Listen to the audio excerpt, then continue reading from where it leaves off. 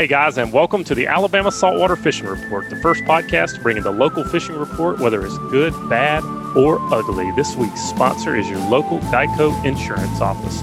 Everybody knows Geico has great auto rates, but did you know they also have great rates on boats, ATVs, motorcycles, and personal watercraft? Give Ron Davis a call at 251-445-0053. Butch, you gave Ron Davis a call this week, didn't you? I did, man. It was actually pretty awesome. We realized that we needed a new policy for various reasons, and decided to give Mr. Ron a call because obviously he's one of our local sponsors. So I gave him a shout, and man, he wrote it up in 15 minutes. It was a phone call.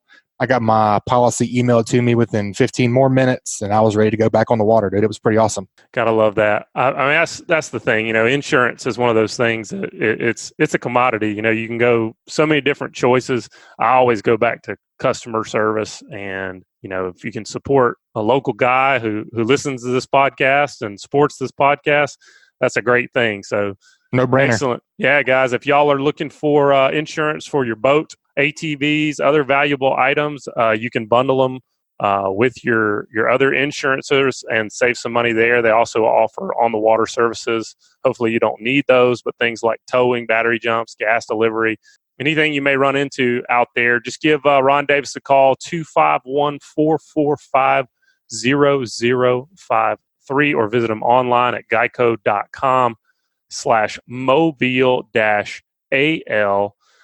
Well, Butchie boy, what you got planned for this weekend, man? I got a couple trips. I'm going to be getting out on the water, getting after some speckled trout. Going to go do a little cobia, a little triple tail hunting with Matthew Isbell, Bama Beach Bum. We're going to be going with Captain Richard Rutland. I'm pretty excited about this coming up weekend. It still feels like summer, man. It does. Man, this weekend was nice. I don't know if you got out any outdoorsy stuff on Friday, Saturday, or Sunday. Even Monday was nice too, but man, it was awesome. It was nice. Just a little cool down makes such a big difference.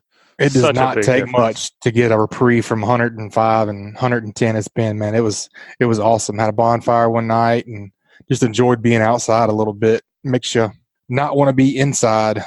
Well, fall is here, and there's some cool things on the calendar coming up. One of those things is the CCA Fallout event, and today we've got Blakely Ellis coming on with us again. We're going to learn a little bit more about that event and what they're going to be offering there and what it supports. Blakely, welcome to the show. Appreciate it, guys. Thank you. Well, first off, man, thank you. I want to say thank you. On air, you've been a supporter of the Fishing Report for a long time, and we certainly appreciate it. We couldn't do this without guys like you believing in what we're trying to do, and so we really appreciate it. Wanted to talk to you today about the CCA and some of your upcoming fall events. So tell us what you got coming up. Yeah, so we've got our the 25th annual Eastern Shore Chapter Fallout. So that's Daphne, Spanish Fort, Fairhope. It's going to be October 3rd, and it's our last event of the year. So in addition to some of the regular items that we feature in the auctions and raffles, this one's kind of like a got nothing to hold back, and I throw some extra stuff into this event. And so it's always a great silent auction and raffle, and a lot of good stuff to be had. Yeah, sounds very cool. I believe I saw that there's now a retired jackup rig down in the Chandeleur Islands that they've converted into lodging for guys, and y'all have got a trip to go out there on that. Yes, I've seen it. I haven't stayed on it, but I've seen it when I've been out that way. But yeah, it's for 2 people, 2 nights, includes meals and accommodations and drinks, and you got to get yourself out there. So, it'd be a great trip for somebody with a bay boat that, wanted to go out there and do the self-guided trip, but didn't want to have to figure out where they're going to stay that night. It's a perfect opportunity for somebody like that doesn't have a bigger boat they could use as like a mothership type thing. But yeah, it's pretty neat, and that's a really special place to get to experience. Butch, have you been able to go out to the Chandeleur Islands yet? Man, it's been a long time. We used to take the Lady Ann down that way whenever I was younger, and I hadn't been fishing down there in years and years and years, but I remember it being insane. Beautiful place, man. It's crazy. It's a whole different world. It is. It's something special too about being able to get together with a group of guys and go out there and just kind of really truly disconnect and just focus on fishing and you're out there. Yeah, having it all there for you. Well, Blakely, I know that's just one of the things you guys are auctioning off there. You got a real bunch of just a bunch of really cool stuff. But the more important thing is, where does that money go? Where for these types of events, let's follow the buck a little bit. Where does that money really go? Sure. That's a pretty easy question for me to answer, because I know where each dollar of it goes, and it all stays here within the state of Alabama for conservation projects. And we've talked before about the investments we've made with the resources at the fish hatchery over in Gulf Shores. That's actually going to be, I think we ended up coming in around $80,000 for the flounder portion of it, and we've committed to another $100,000 in 2020 for rehabbing some of their equipment outside. And that's going to help them. I believe they're going to roll out speckled trout as their next species to focus on. And so, just in the last 2 or 3 years, we'll be investing close to $200,000 with the state there at the hatchery. I think most everybody agrees that's a good effort and initiative to spend the funds. But there's a lot of other stuff we do. Everything from youth fishing events. We just got to spend the weekend, or spend Saturday, with the folks from Camp Rappahope. They do a youth camp for siblings of children with cancer, who've had cancer. And this was the weekend where the brothers and sisters of those kids get to come out and have their own special day and get a lot of attention and some fun. And so we got to help them out Saturday, doing a fun fishing day. We've usually contribute scholarships for marine science with South Alabama. We support a lot of research initiatives with South Alabama, like the cobia tagging, and then everything to like purchasing a couple of pairs of rubber boot waders for the Fairhope Education Enrichment Foundation for their in-water field trips, stuff like that. We cover a lot of different things, but we certainly enjoy getting to help out our local community. Yeah, it all comes back to conservation. That's what I like to hear. Yep. What about the ticket sales? Where can everybody get their tickets for the fallout? So if you go to the CCAAlabama.org and under the events page, it'll have a link to the event web page where you can purchase tickets online. We're going to be, let's see, what are we giving away? We're doing an Engle dry box, 30-quart dry box with rod holders attached to it. We'll give that away to one person that buys their tickets early for that event, right up till noon, the day of the event, October 3rd.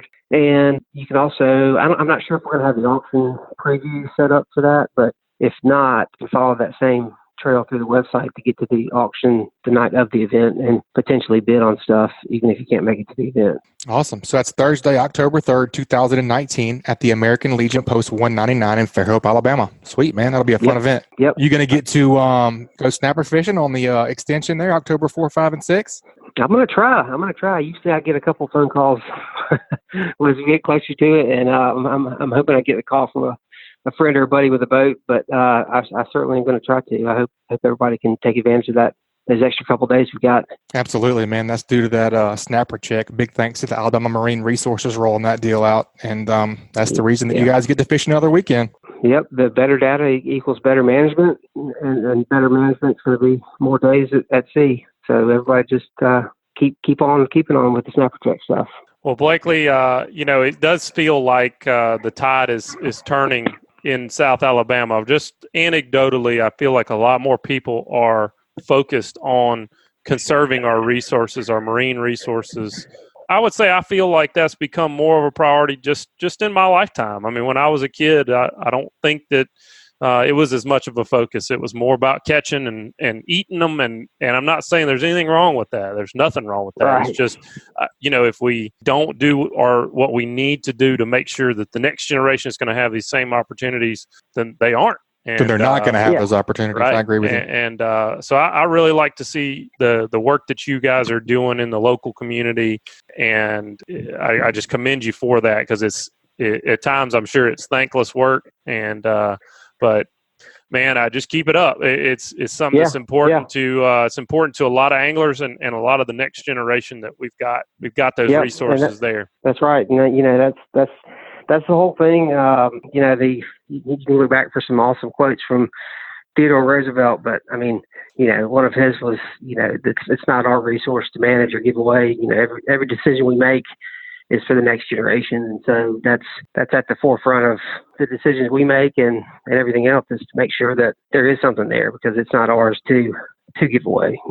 That's right. Exactly right. Well, Blakely, thanks, man, for being on with us today. We'll check back in with you soon. And folks, y'all get out there to the CCA Fallout. Go holler at Blakely and tell him you heard him on the podcast. And y'all go give some money for conservation. Go buy some cool stuff. Thank you, guys. Appreciate it. Yes, sir. One of the things is going to be, I'm not sure if it's going to be a raffle or a giveaway or a silent auction or what, but there's going to be a trip with Captain Patric Garmeson on Ugly Fishing, and he's going to give us our inshore report. What's going on, Captain Patrick? Hey, guys. What are y'all doing? Not fishing today, like you probably. Yeah. Oh, y'all been fishing every day, haven't you? No, that's you, buddy. What you been catching? What you been doing? Give us the rundown. The primary focus has been redfish, and that has I've found good numbers of redfish anywhere from all the way down at Fort Morgan, the eastern shore. I have not been on the western side of the bay in over a week, so I don't really have anything recent to report on there. Other than when I was over there, we ended up going up into some really, really small bayous, barely big enough for my boat to float in, and we were catching redfish in those little bitty bayous, despite that water still being around 90 degrees, and then catching them up the eastern shore into the delta, and been spending a good bit of time in the delta, lower delta, around the Causeway area, both north and south of the Causeway and Interstate. And, man, I've really enjoyed the last couple weeks of being able to put my casting platform on the bow of the boat, picking up one client, and me and him just stand up there and hunt for the elusive redfish in the grass flats around the Causeway. And, man, there's a lot of them out there. We're not catching as many as we would like, but, I mean, we're seeing a lot. And both, like I said, both north and south of the Causeway. That's been the highlight of my week. Patrick, you say y'all hadn't been catching as many as you like. That makes me think that you're seeing a bunch and not catching as many. What do you attribute that to?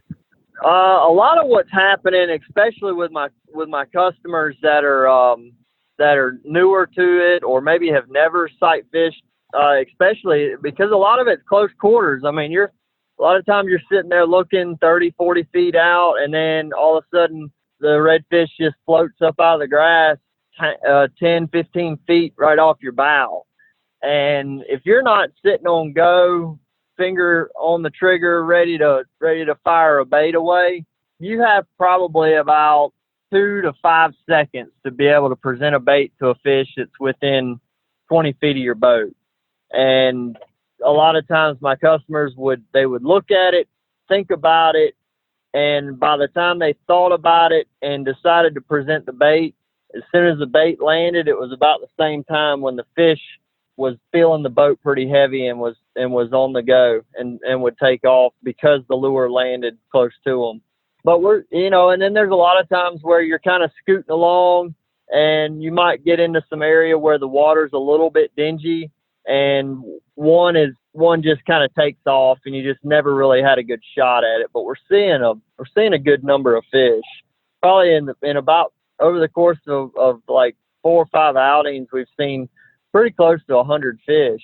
So awesome. There's a lot of them out there, and these are all different grass flats that I'm fishing. So I feel like we're not seeing any of the same fish over and over and over again. It's truly new fish.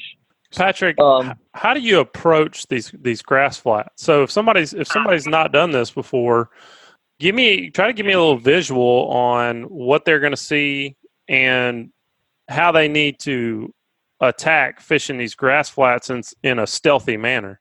First, you need to have the sun. You need to have the sun at your back to where you're looking into the grass with the sun at your back. You're having to play a little bit of the wind. A lot of people always think about sight fishing as just these dead calm, not a breath of wind, and that's not the case for a a bigger bay boat like I have, where I'm not out there push poling. So if you don't have any wind to help kind of slide you along, then you're having to run that trolling motor a lot.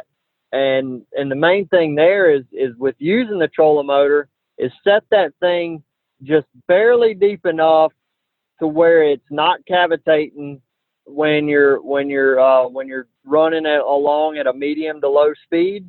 And then also what I'll do is I'll bump it up, run it up to about medium to 3/4 speed, and then I'll kill it, and then I'll just coast. And you run it up again, and you coast. And the whole time you want to be paying attention to keeping that sun at your back as much as possible. A lot of these grass flats you're going to find where they're going to run north and south, and then start cutting back to the west, and then come back to the east. So you're going to be kind of snaking around following those. So you're not always going to be in perfect position. But based on the number of fish that I am seeing, really the best thing to do is to look around and find those grass beds that are shallow enough for you to be able to actually see fish in, and cover as much of those grass beds as you can, instead of trying to say, oh, well, we've been seeing them in Raft River, we've been seeing them in Tinsall, and that's where I'm going to go because that's the last place I saw them. It's really much more important just to go to areas where you're going to be able to see well. What are you throwing at these fish, Patric? You still using the gold spoon? We've been throwing slicks, the big slick, and one of them I've been throwing is a color that Joey sent me, and I told him it's working, so he's going to put it in production, but he told me not to talk about it just yet. As far as so you color. Can't give us the secret. Huh? Right, can't give you the secret yet, but it will be coming out soon. He's pretty fired up about it. And Nice. Then another one that he does have out that we called him on is one called Copper Crush, and it's kind of a copper color, gold color body with a chartreuse tail. Some days the redfish aren't looking at that bait at all. Like, you can bring it right across their nose and it almost spooks them. And if I'm getting those reactions, I'm throwing a weedless shrimp at them, and that weedless shrimp is deadly because it's a really light splash, and you can just about throw it right on their nose. And when it lands, they think it's a shrimp trying to get away from them, and they just eat it right then. But it just doesn't give you the range of long casts, and it doesn't track really well. So it's not an ideal bait, but it is effective if they keep refusing your slick lures or whatever you're wanting to throw at them. And excuse me for if this is a dumb question, but you're saying weedless shrimp. You're talking about an artificial shrimp, right? You're not saying you're throwing a live shrimp. Right. No, good question. Good question. I've got two companies have a very similar bait. American Tackle Company has the weedless rattle shrimp, and then Egret Bait has a weedless shrimp as well. Both of them come with a weighted swim bait hook, and then the top of the shrimp has a little groove in it for the tip of the hook to lay in. So it's real good at pulling through the grass and not trashing up on you. Patric, is it more about a good cast, or do you need to have any kind of action when you get that bait in front of those fish? Are they just going are they going to react, see it, go eat it? Can you cast too close? Like, a lot of times, I of course have never done this myself, but I have lots of questions as well. I have been on a boat, and maybe I was in the tower, and there were 3 nice-sized cobia pop up next to us, and someone cast an eel and hit the cobia with the eel, scared all the cobia away. Do you need to get that close to a redfish? Well, like I said, if it's a really light profile bait like a shrimp, you can just about land it on his nose.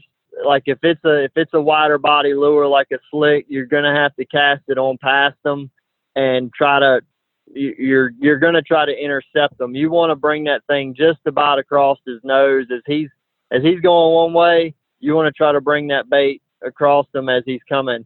And then the critical thing is if you miss your cast and you're not going to be able to run the bait across his nose, the worst thing you can do is try to burn it back to you and bump that fish with the line, because the second that fish feels the line, that is worse than hitting one in the head with a trolling motor.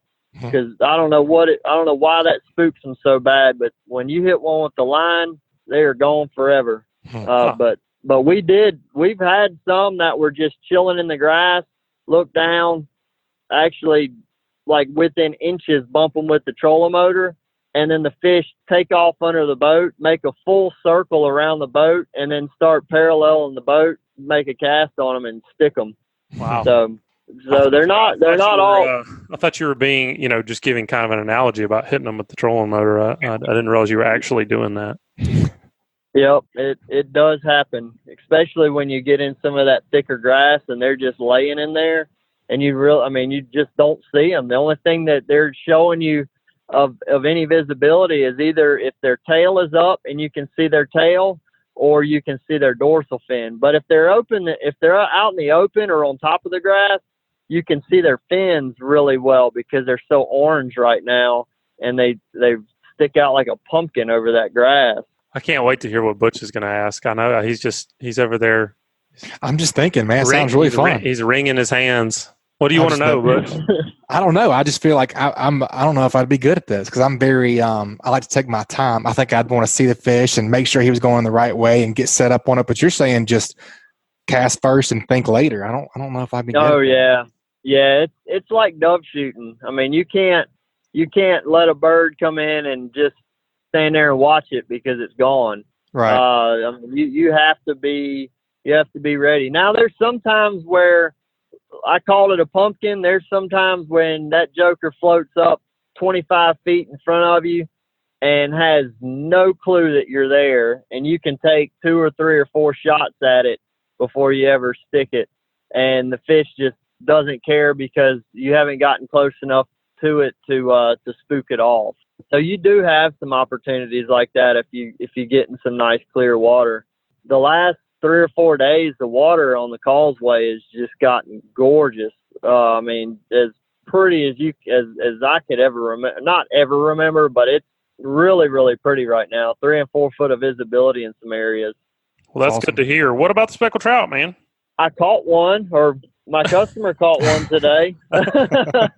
It's tough right now, isn't it? I heard been a lot of grumbling about speckled trout, and I know it seems like these regulations are coming at a time where these new regulations are coming at a time where there's quite a few people that are grumbling. I mean, there's a lot of things going on in the speckled trout world. We've got water quality issues. We've got way more inshore anglers than what we've had historically.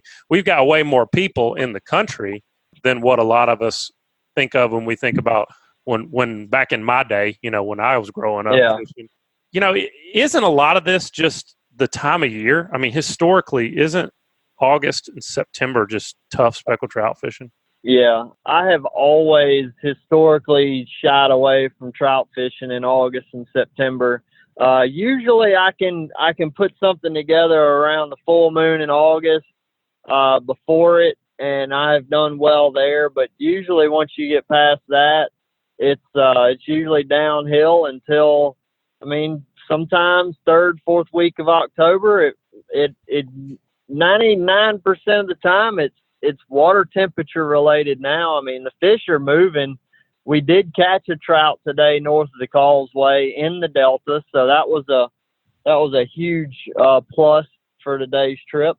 But it's the fish are moving. As soon as we start getting some cooler weather, they're gonna start feeding. I was throwing top water down around Brookley Field. There was mullet all over the place, and had a trout come up and hit it. I had a customer throwing shrimp, and he was just getting catfish to death. So trout just aren't feeding real good. And I guarantee you go back in the records of anywhere where anything has been digitally stored, people are griping about trout fishing in August and September. Yep, it'd be pretty easy to go back and listen to October and September shows from last year on this deal. Yeah, that's a fact. Well, this week, Patric, the whole inshore report was brought to us by CCA Alabama and their annual Fallout event. You're going to be giving away a trip there, or you've given away a trip. Yeah, I've donated one. Yeah. That's pretty cool. they're also sponsoring the inshore tip this week. So what do you got for an inshore tip? We talked a good bit about this sight fishing, and it's so much like hunting, especially like whitetail hunting or really any type of hunting where instead of just like walking through the woods and you just aimlessly see things happening, man, when you get back, I used to think about whenever we get in a tree stand and sit there and actually let deer pass and watch things and watch behaviors. That's what I'm doing on the casting platform. As we're floating along there, we're noticing all this different life that's around: black drum, stingrays, sheephead, redfish, mullet, our beloved hardhead catfish, and there's a lot of symbiotic relationships. I don't know if they're relating to one another or if it's just that there's some sort of biomass food source that they're all feeding on. But the three things that we've been seeing, and all of them are pointing towards a redfish is close, is we're seeing hardhead catfish, stingrays, and then the occasional black drum, and then the redfish. But more importantly, those stingrays and hardheads, when I started seeing those, it was almost a given that we were about to see a redfish.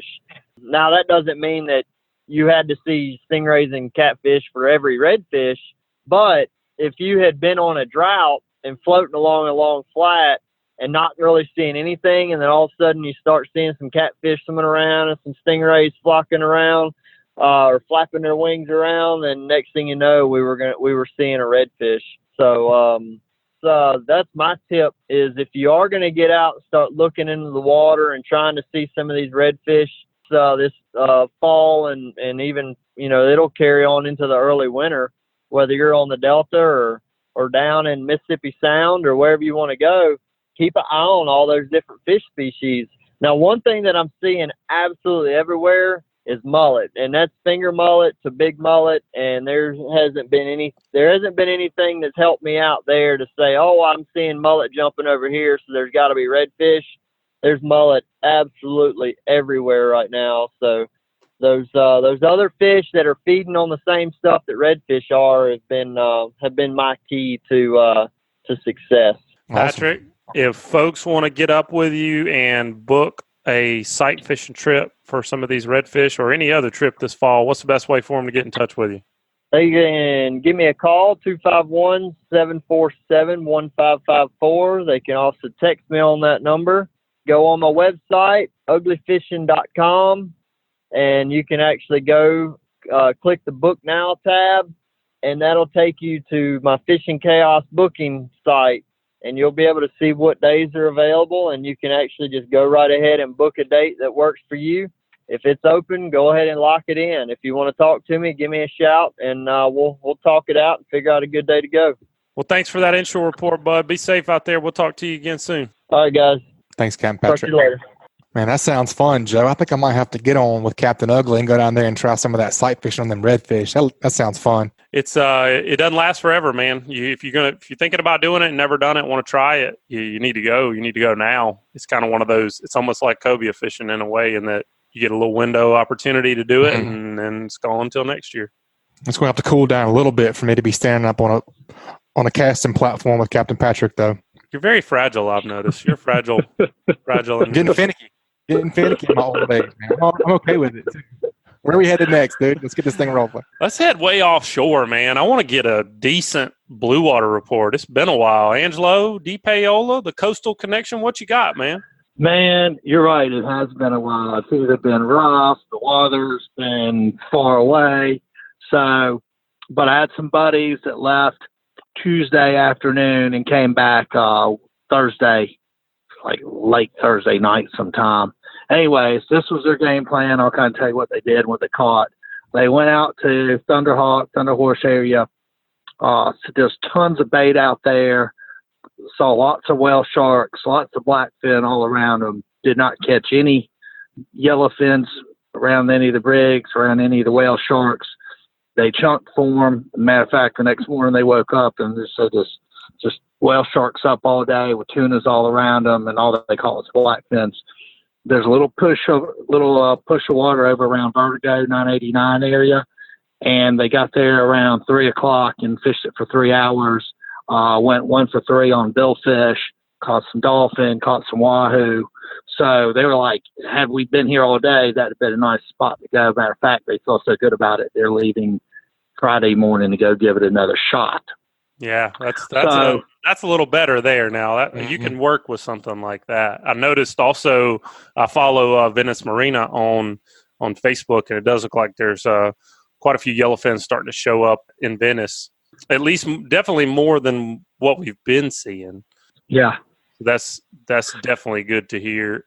Angelo, talk about whale sharks a little bit. It's been a few years since I've gotten to go out and really fish those whale sharks, but that's a sight, man. If you've never seen, I love fishing around those things, man. It's the coolest thing you can troll around, in my opinion. It's so cool. Well, what's your experience been with it? Man, I tell you, like, whale sharks to me are like the kickoff of the fall fishing season. So, you know, a lot of guys that fish also hunt, and so they're out getting their camps ready. And a lot of times they don't get to participate in that fishery.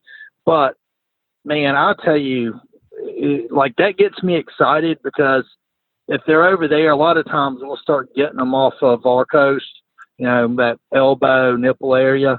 And, I mean, I can't tell you how many times you pull by one of those and you see the black fins. They're almost always there, but it's not uncommon to have a big giant yellowfin come and crash your bait.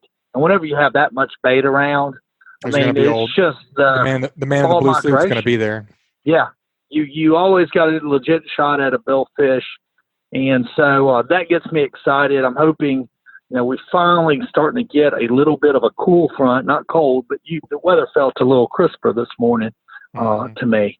So hopefully we'll get a little push of good water in here, and we'll have a good fall fishing. That doesn't always happen, but who knows? Maybe we'll get a last little bit push here late September into October.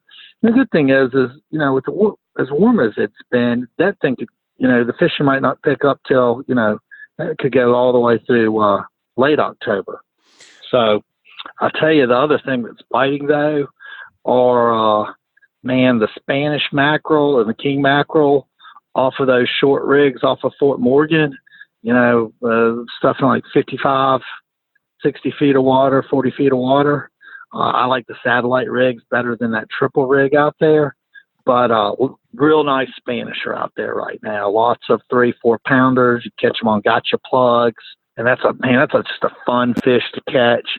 They're fast. To me, they fight harder than a speckled trout, and they ain't bad in hot grease either. Man, I'm telling you what, you hook a Spanish when you're speckled trout fishing, and you think you've got your lifer. You know, yeah.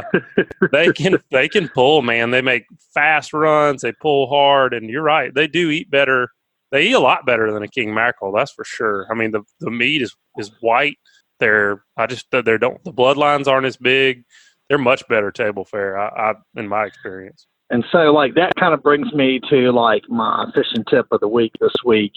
And, like, growing up, like, down on Dauphin Island, we were known for catching Spanish mackerel. We won just tons of those little rodeos and stuff down there. Spanish mackerel division was our thing. And so, hopefully my dad won't hear this. Get a phone call from him giving away his secrets.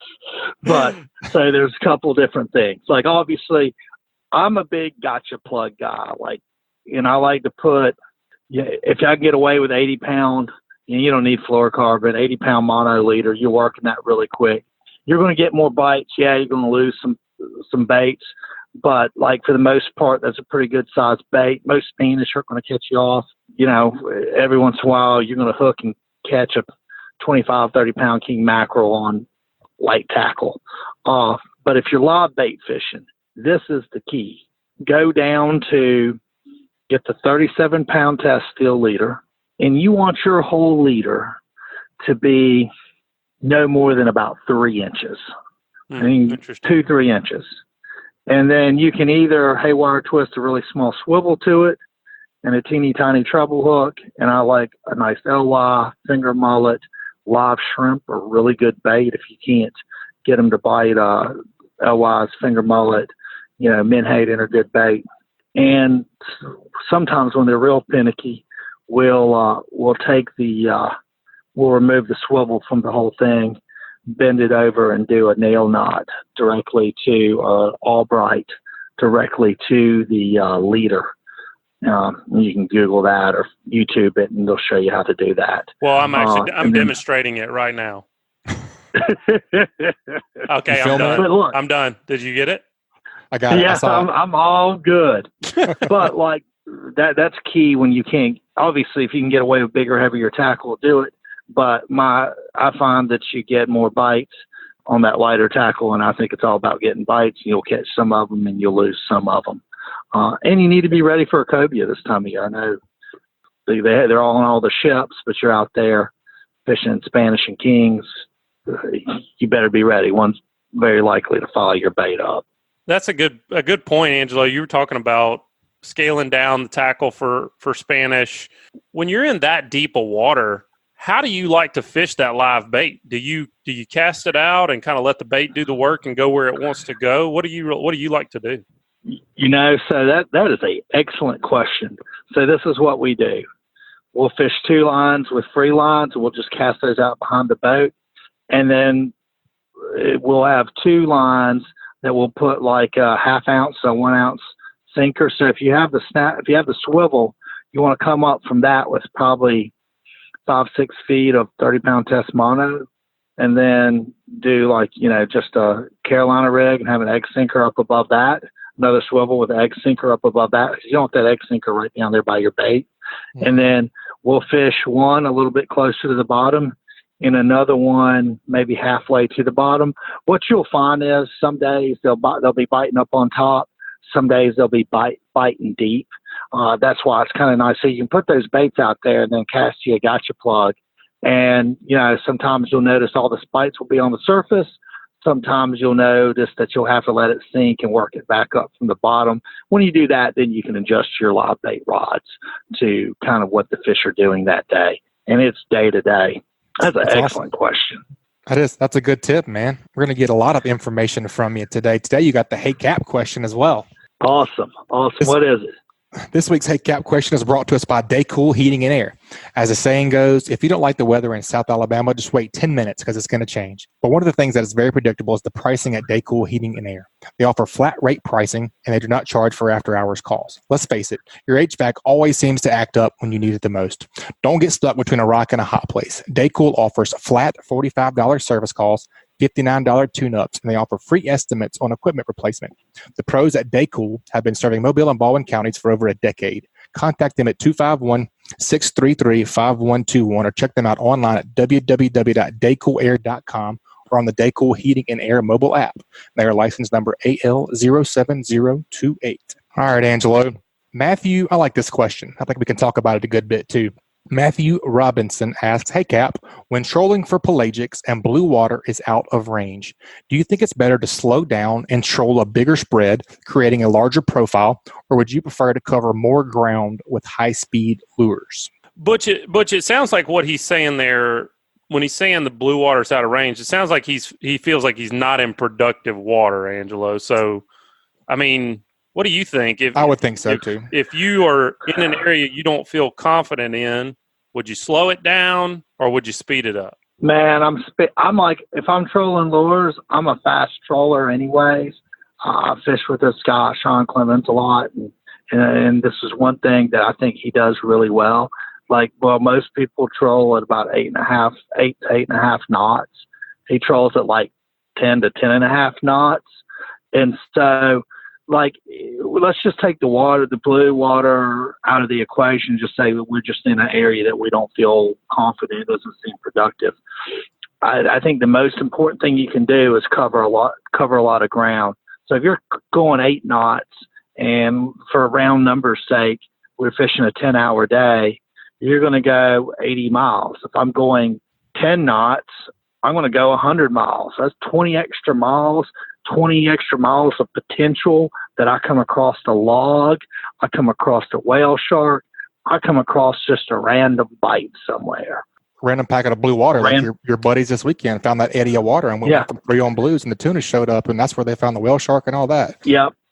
So you're really looking for that piece of productive water. And if we break it down a little bit further, and he talked about, hey, we can't get out to where the blue water's at.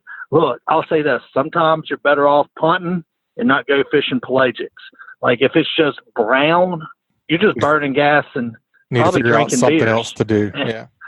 Yeah, figure out something else. But look, there's a lot of this time of year, I'm looking for bait more than I'm looking for blue water. If I feel like there's a lot of sardine, and you can see them flipping out there, you'll mark those balls on your fish finder. You need to zoom your fish finder out to about the top 100 to 200 feet of the water column and keep an eye on it, because a lot of times you'll see bait balls down there, and a lot of times you'll actually see the billfish up over the top or underneath them. If I'm seeing a lot of tunas or bonitas, you'll see these big schools of bonitas. Like, I'm not looking for blue water. Actually, my best day ever trolling was in green water this time of year. I think, in like just one day we had 3 blue marlin and 2 white marlin. So, and it was all in green water just north of the Petronas. And like, if you start getting a bite, like, yeah, you may want to slow it down and kind of like grid off that area some to make sure. Cause like, I don't ever think bites are random. I think that sometimes you get a bite and there's no reason, you're like, there's no reason I should have gotten a bite, but then you fish, you do a little grid of that area, and lo and behold, you get a second bite. There's something there that you just didn't notice that's holding a fish quite often. Well, that also goes back to covering ground. Speed it up to 10 and a half knots with some bigger plugs, cover some ground. And when you do get that bite, then slow it down and then work that area. Is that kind of what you're saying? Yeah, that's what I like to do. And like, and so I see a lot of guys that like to mix naturals in with lures. I'm personally not a giant fan of that, because dead bait speed to me is 6 to 8 knots tops. And lures really need to be at 8 knots. You can't really get a good pop on a lure at anything much slower than that. Agreed. So, fish your lures. If you're a lure guy, just fish them. I know a lot of guys don't even like to pull dead bait, but lures are great for covering ground. If you like dead bait and you find an area of fish, swap it out. Put some, especially this time of year. I mean, a naked ballyhoo on light leader with a light hook.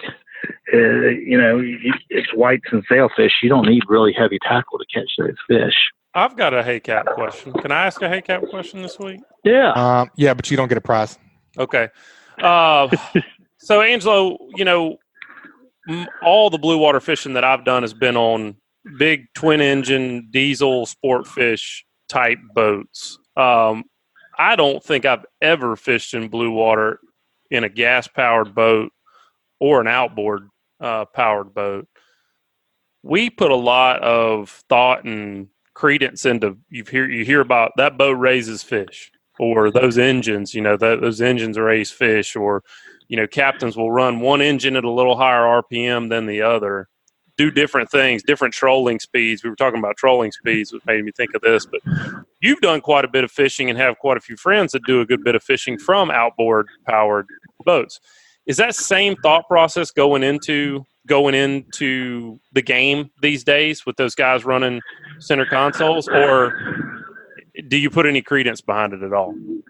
Man, I'll tell you, I've been on some boats that just seem like you lay the outriggers out, you put some baits on the boat, and you're going to catch fish. Man, but I've been on outboard boats where we've just had these killer days, multiple billfish days. I think 95% of it is locating the fish.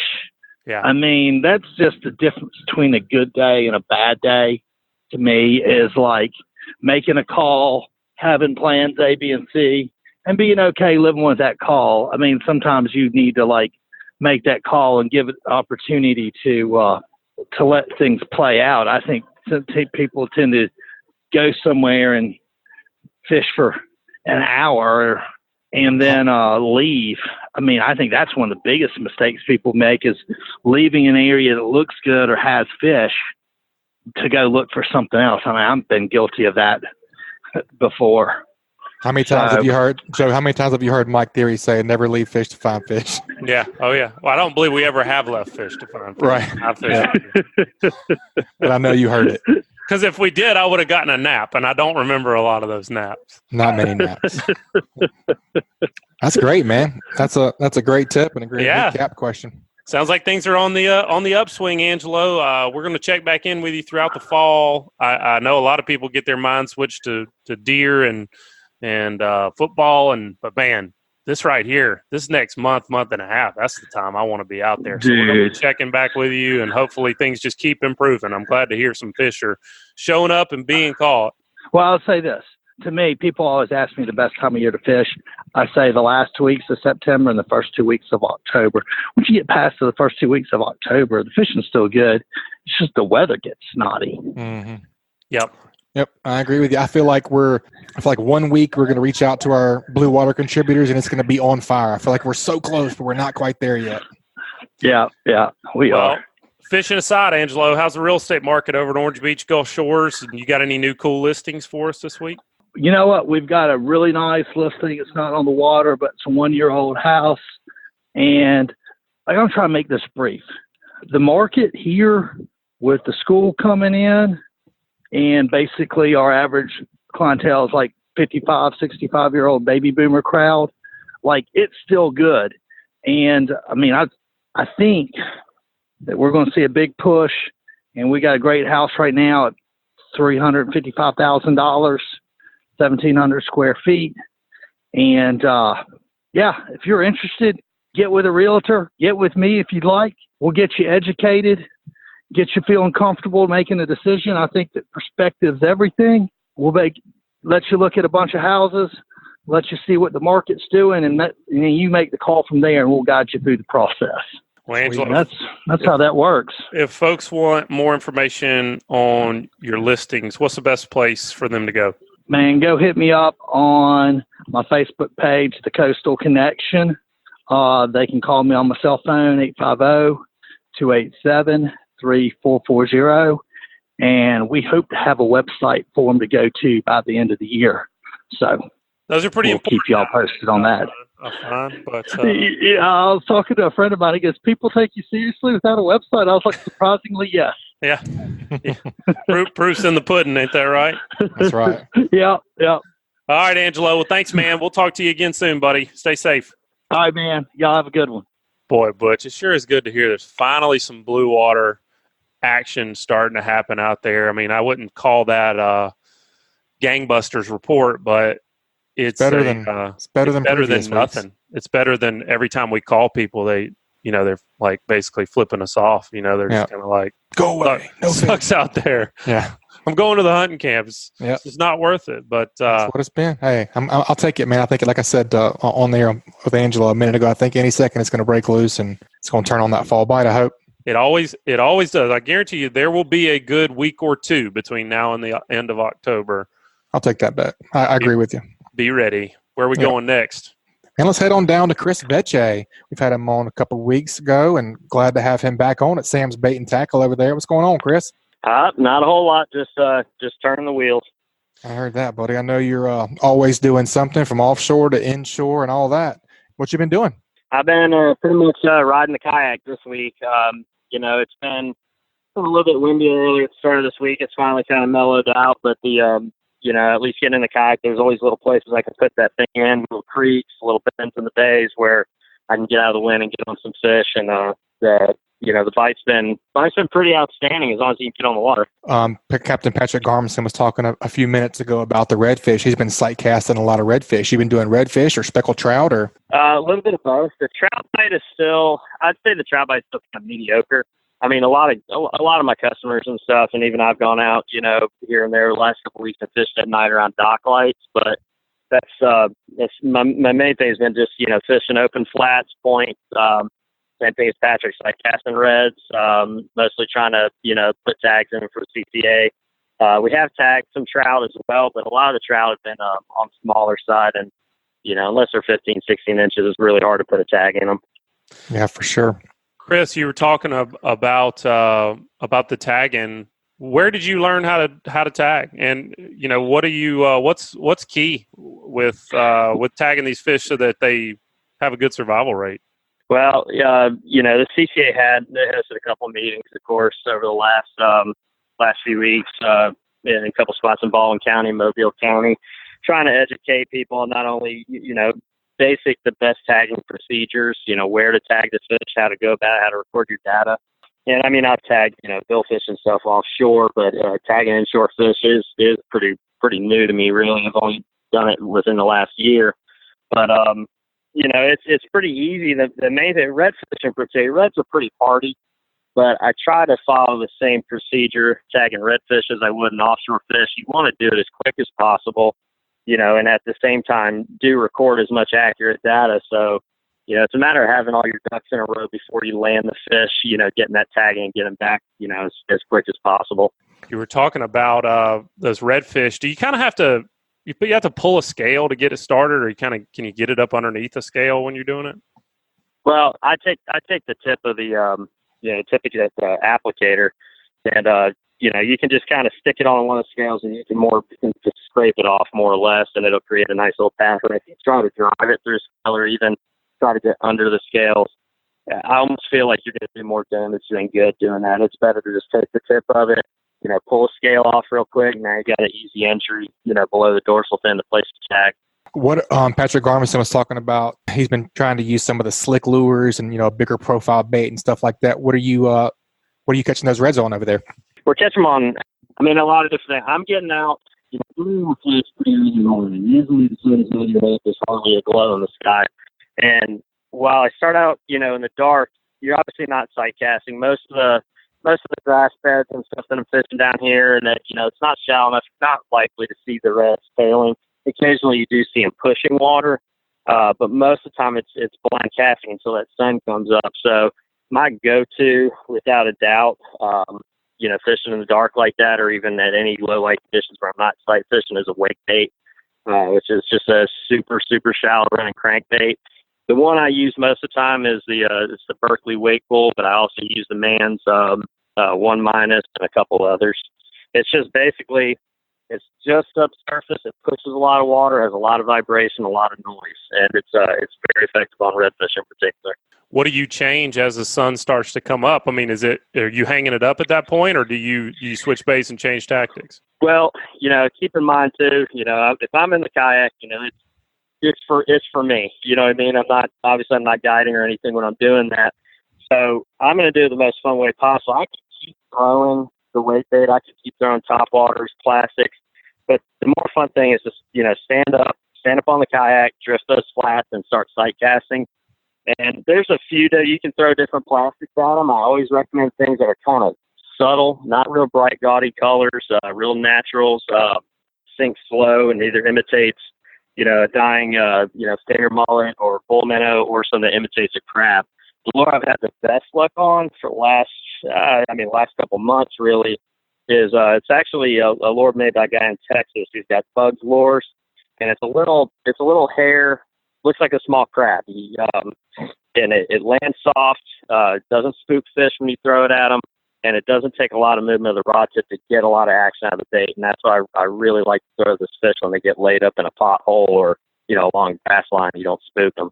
Let's talk about potholes a little bit. What you're talking about there is you're looking out over a grass flat, and then you'll see this silver dollar, sandy spot. It may be 10 feet wide. It may be 20 feet wide. It may be irregularly shaped. It may not be a perfect circle, right?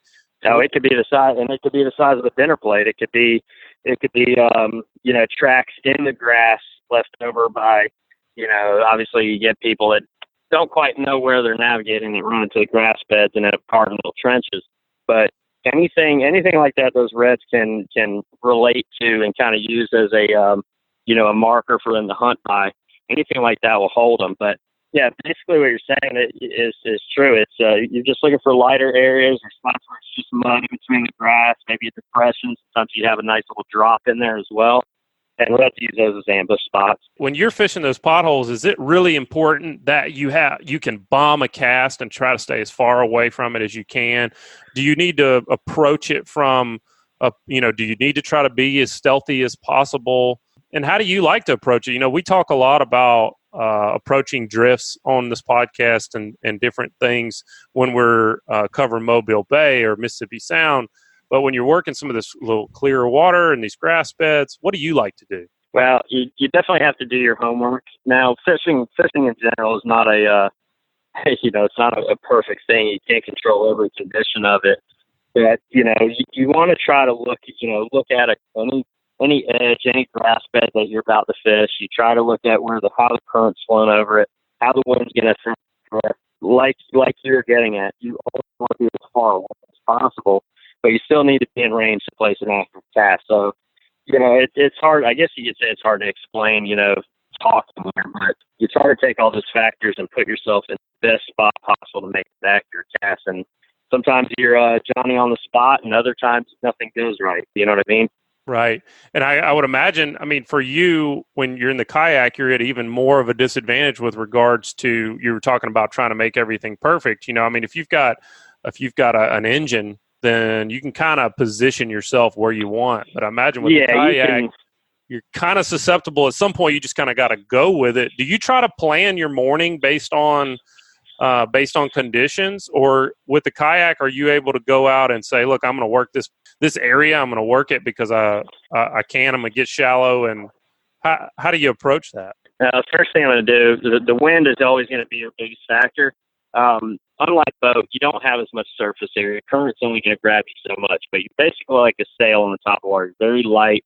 You lack any kind of draft, so you're going to be blown across the water. So wind is everything. So if you're approaching, if the tide's falling on a flat and you want to fish a certain zone of that flat, you need to stop outside of your area, let yourself drift naturally, and kind of see the direction you're going, and then act accordingly. It's not, it's really not any kind of big undertaking, planning how you're going to come across that flat. But you do want to take a second to, instead of just bombing over there and just being like, screw it, I'm just going to go over there and it's going to be what it's going to be. It does pay big dividends in the end if you stop ahead of time and observe your flow, observe your drifts. That way you can make the optimal drift across that flat, or at least as best as you can. Butch, that's good stuff.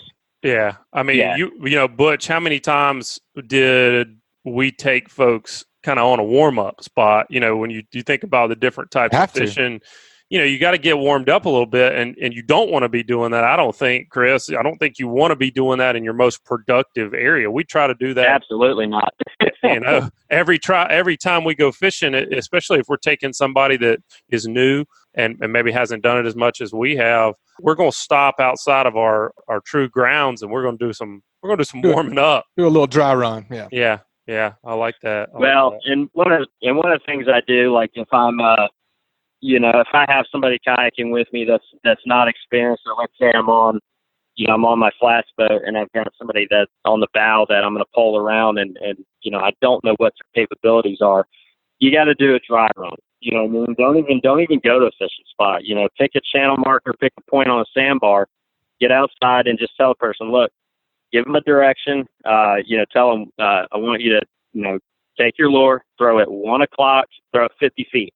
And what you do is you get to see what their interpretation is of 1 o'clock and 50 feet. And you start to get an idea of how that person needs to be placed, around any spot. And you're no different yourself. You need to know where your cast is going to be.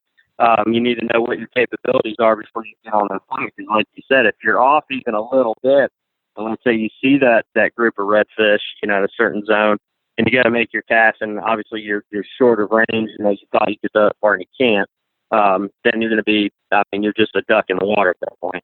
Yeah, I always like to, you got somebody up in the tower and they're going, there he is. Right. There he is. And everybody's standing up on the bow going, where? And you see it plain as day, but the guy up on the bow is going, I don't see it. And you're going, come on, man, throw it. Right. 11 o'clock, 30 yards, like you say, that's any sort of reference whatsoever. You got to get together on your right. Well, and the good thing about doing that one is, everybody interprets measurement different. I'm not going to go too far with that comment. We got to take that. We're going to move right on past that. Yeah, I got a whole list of things we can say, but we're not going to. But it's like for what you see is 50 or 60 feet, somebody else might think that's 100 or think it's 40 or think it's really. So the first thing you need to do, is you need to, if you are fishing in, partnership with another person, is you need to have your communication in place, because if you got a group of reds and you're just saying, like, say, oh, there they are, they're right over there, to your left. Well, left is, I mean, if I spin a 360 to my left, that's still left, is it not? Right. So, you got to have some kind of directive. There's got to be 2 points of information there. And, saying 2 o'clock, 80 feet, something like that, you got to at least start at that base and see where you need to adjust it. Right. It at least gives you somewhere to start. You're still going to have miscommunications. I was out with my father a couple weeks ago. He has, the distance sometimes when I tell him, a certain direction and a certain amount of feet, yeah, we both had a little bit of a different idea of how far or close that was. So you got to do your dry run. My dad and I never argue when we go fishing. No, me either. No. I'm sorry you're having to go through that. I don't know what that's like. It's been quite an experience, yeah. Never happens on my boat. It was weird because I've never had an argument with any fellow fisherman on a boat, ever. Never. It's very bizarre. Right. Strange times we're living in.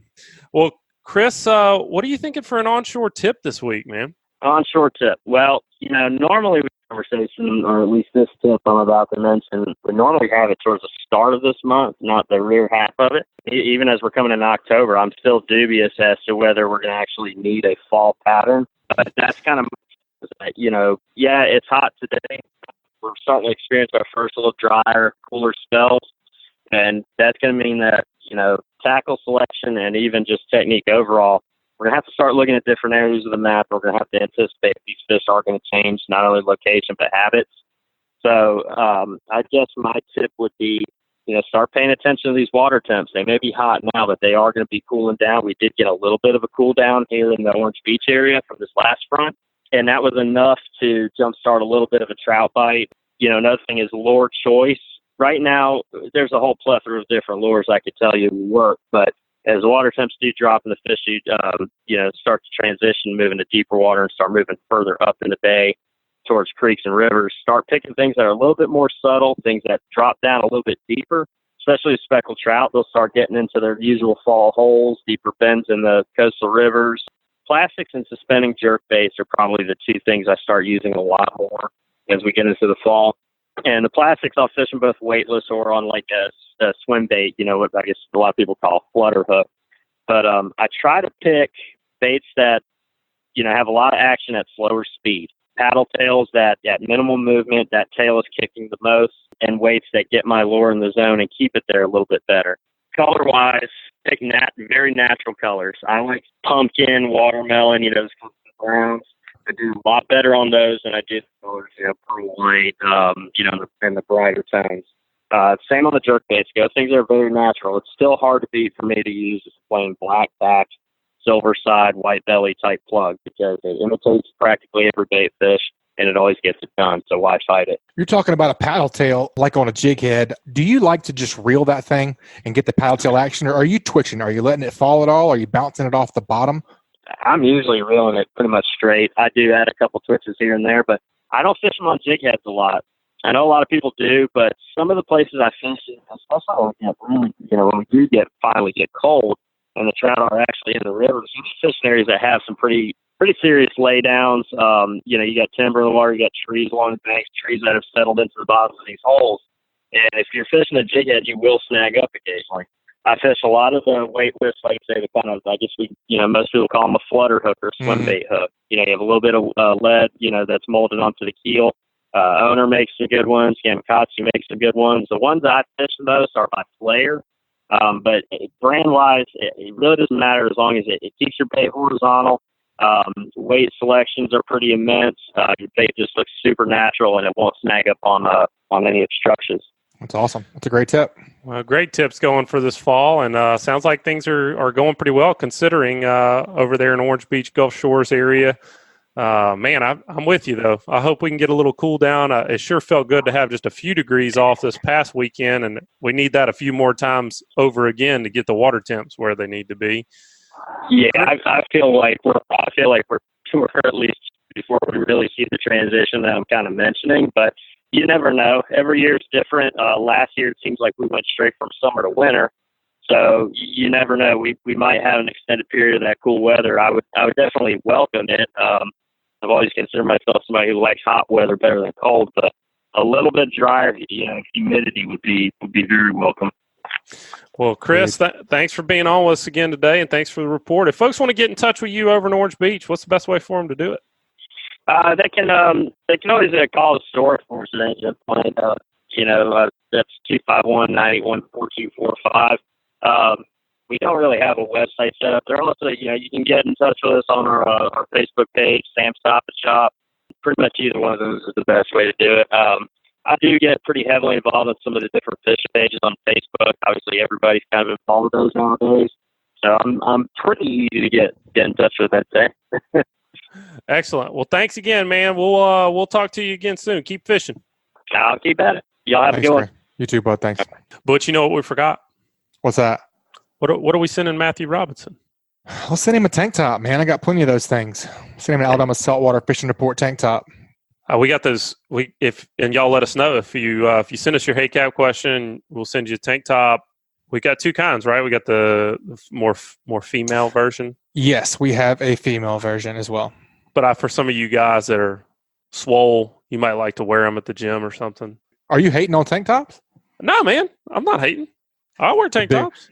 My what I always tell Melissa is, why would you wear a whole shirt when you can wear a half a shirt? My thing is, we still need to be wearing tank tops, and here we are almost into October. I got one on right now. It's not okay. It's not okay. I agree with you. Tank tops, they're kind of a little bit more. They're a little bit more of a polished, sleeveless look. I've liked to always kind of cut the sleeves off. I like to keep it a little more redneck. Agreed. Than the tank top. But, when we got to go to a business function or something, then I put on my tank top. Much more appropriate. Agreed. So, completely. Y'all just send us those questions at alabama@bestfishingreport.com or follow us over on Facebook. We put up a post there every couple of weeks. Get a lot of really great Hey Cap questions. We had some really good ones off the last post. It's about time for another one. We have. I like seeing them. Some goofy ones on there too. Yeah. Well, I don't know about some of the folks in our crowd, man. I don't even know what to say about that. Takes all kinds, right? Well, what'd you learn, man? I really like to think about the communication. 12 o'clock, 1 o'clock, what Chris was saying. That's a big deal. And like you were saying, you and I we're talking offline. It's just something you just don't think about a whole lot until you're actually doing it. That's a good thing to get a game plan for. How am I gonna tell you whenever I see a fish? Right. When we go, we like to triple tail fish a lot. A lot of times when we're triple tail fishing, we're fishing a piece of stationary structure and there's a lot of current around it. You got to get right at mixed to it. And we like to, we take a lot of people who've never been and we'll stop, where we're not even fishing, don't even have bait on and just practice a few times and let them understand what's happening because you don't want to get out there and screw up when you're in the middle of it. But how many times have you been on the bow of a boat and been getting yelled at? All the time. Right. And the thing is, it can be simplified, and it really ties in with what Patric was saying.